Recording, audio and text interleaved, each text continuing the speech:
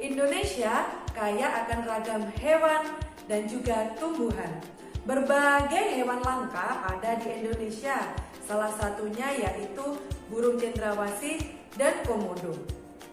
Di sekitar kita juga ada beberapa hewan, ada yang dapat dipelihara dan juga ada yang tidak dapat dipelihara. Kita patut bersyukur karena berada di negara yang indah ini. Nah, wujud rasa syukur kita yaitu bisa dengan melestarikan atau merawatnya dengan baik. Nah, bagaimana ya cara merawat hewan? Yuk kita lihat videonya bersama-sama. Assalamualaikum warahmatullahi wabarakatuh.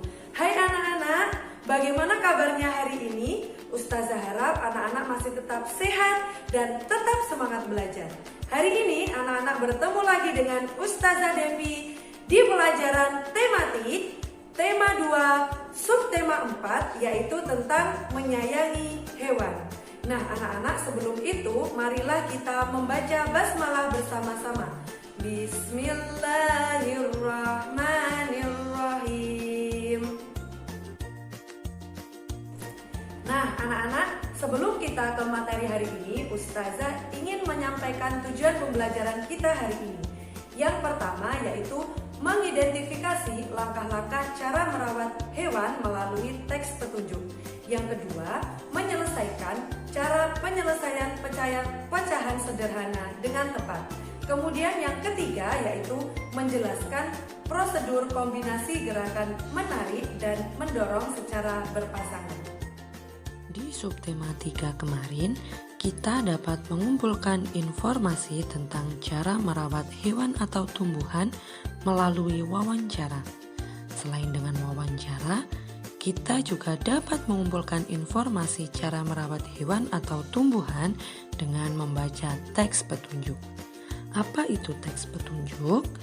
Teks petunjuk bisa disebut juga teks prosedur, adalah salah satu jenis teks dalam bahasa Indonesia yang berisi tentang cara untuk melakukan suatu hal yang dijelaskan langkah demi langkah secara berurutan, sehingga mampu menjelaskan suatu tujuan yang diinginkan. Apa saja ciri-ciri bahasa teks petunjuk ya? Yang pertama yaitu menggunakan bahasa yang singkat, padat, jelas, dan mudah dipahami.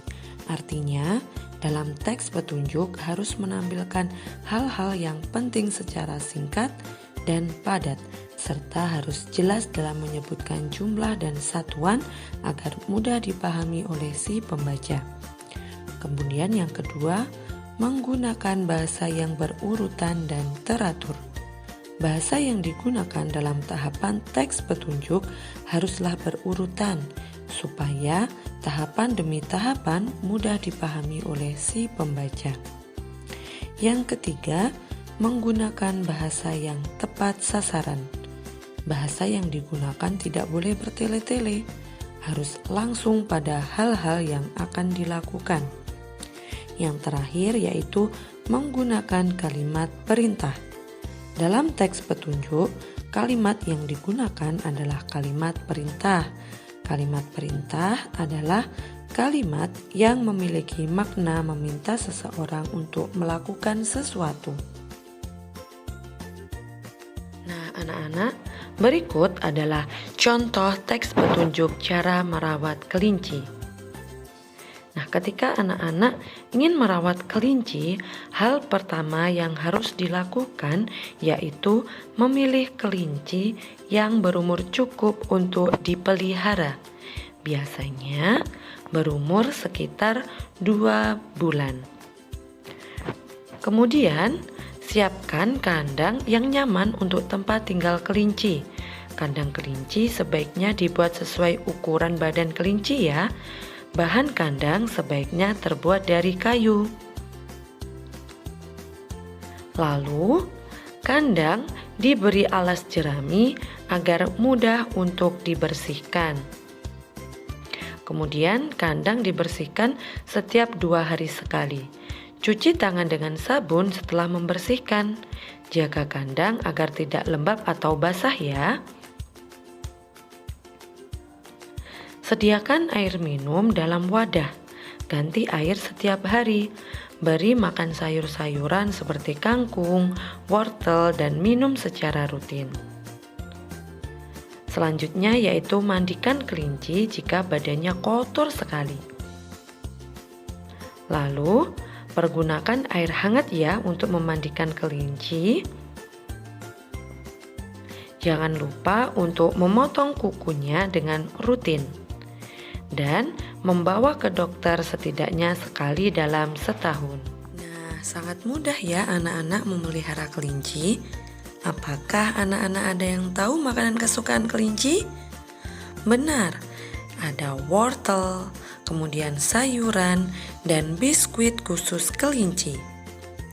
Sekali makan biskuit, kelinci bisa menghabiskan setengah biskuit. Berikut adalah gambar setengah biskuit sisa gigitan kelinci.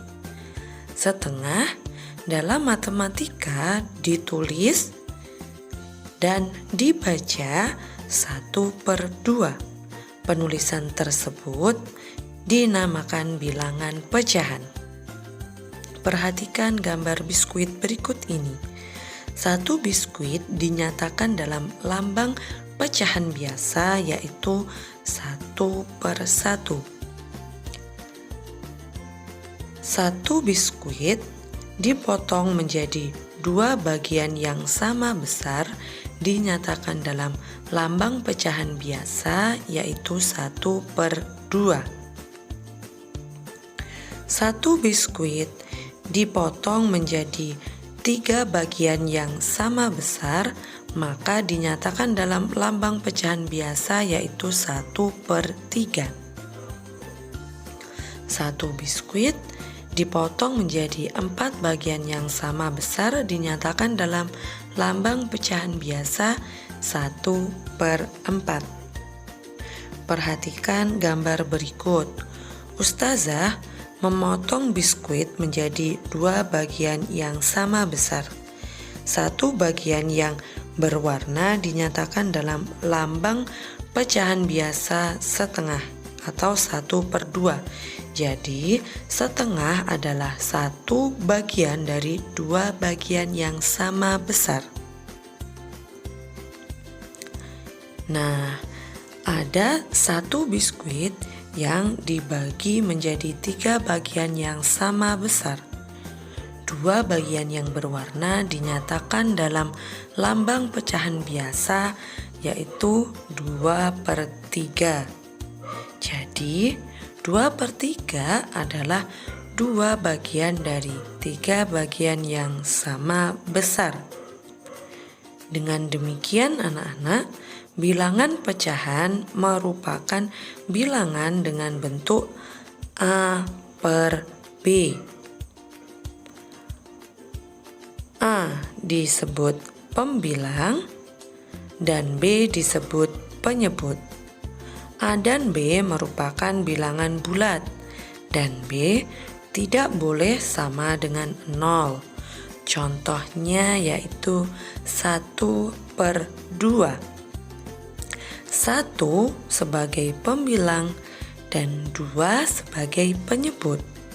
Contoh lain yaitu 3/5. 3 sebagai pembilang dan 5 sebagai penyebut. Sampai sini paham ya anak-anak? Ayo berlatih membuat bilangan pecahan berdasarkan gambar. Ustazah memiliki 5 persegi panjang yang sama besar. Bagian yang berwarna hijau ada 2 dari 5 bagian yang sama besar. Jadi, bagian yang berwarna hijau sama dengan 2/5. Sedangkan bagian yang berwarna putih ada 3 dari 5 bagian yang sama besar. Jadi, bagian yang berwarna putih sama dengan 3/5. Sekarang contoh yang lain ya anak-anak. Ustazah memiliki 7 persegi panjang yang sama besar. Bagian yang berwarna kuning ada 3 dari 7 bagian yang sama besar. Jadi, Bagian yang berwarna kuning sama dengan 3/7. Sedangkan bagian yang berwarna putih ada 4 dari 7 bagian yang sama besar. Jadi bagian yang berwarna putih sama dengan 4/7. Sampai sini bisa ya anak-anak? Nah anak-anak, selain mudah dipelihara dan suka makan biskuit, ternyata kelinci adalah hewan yang sangat menggemaskan ya.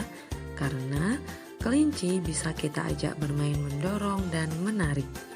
Apakah anak-anak juga pernah melakukan kegiatan mendorong dan menarik? Tentu pernah ya, misalnya mendorong meja atau menarik kursi. Gerakan menarik atau mendorong merupakan gerakan non-lokomotor. Gerak non-lokomotor adalah gerakan yang tidak disertai dengan perpindahan tempat. Gerakan menarik dan mendorong berguna untuk melatih otot di bagian bahu dan dada. Gerakan tersebut sebaiknya dilakukan secara berpasangan ya. Nah, supaya anak-anak dapat mempraktikkan gerakan tersebut dengan baik, ayo kita pelajari langkah-langkah gerakan mendorong dan menarik. Yang pertama yaitu gerakan mendorong. Pilihlah teman pasangan yang seimbang. Berdirilah secara berhadapan dan tangan berpegangan. Beri tanda posisi masing-masing. Kegiatan pertama, lakukan kegiatan mendorong tangan temanmu, sementara temanmu menahan dengan cara mendorong balik agar tidak bergeser posisinya. Lakukan sekuat tenaga agar temanmu dapat bergeser posisi. Kegiatan yang kedua yaitu gerakan menarik tangan temanmu, sementara temanmu menahan dengan cara menarik balik agar tidak bergeser posisinya. Lakukan secara bergantian ya. Semakin kuat bertahan, artinya semakin kuat dan dialah pemenangnya.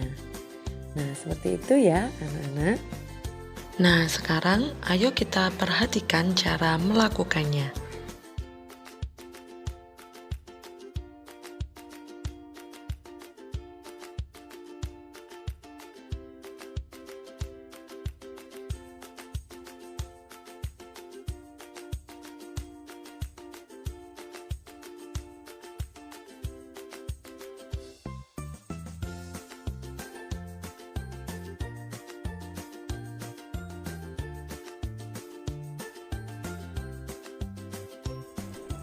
Nah, anak-anak, apa saja ya yang sudah kita pelajari hari ini? Hari ini kita sudah belajar yang pertama yaitu tentang langkah-langkah cara merawat hewan melalui teks petunjuk. Kemudian yang kedua kita juga sudah mempelajari berbagai penyelesaian soal tentang pecahan sederhana. Kemudian yang terakhir kita juga sudah belajar tentang kombinasi gerakan mendorong dan menarik secara berpasangan. Nah anak-anak, itu saja yang dapat Ustazah Devi sampaikan. Marilah kita tutup pembelajaran hari ini dengan membaca hamdalah bersama-sama. Alhamdulillahirabbil alamin. Sekian dari Ustazah, semoga bermanfaat. Jangan lupa tetap menjaga kesehatan ya anak-anak. Sampai jumpa di video selanjutnya. Wassalamualaikum warahmatullahi wabarakatuh. Cerdas, berbudi, visioner. Sekolah Mutiara Bali.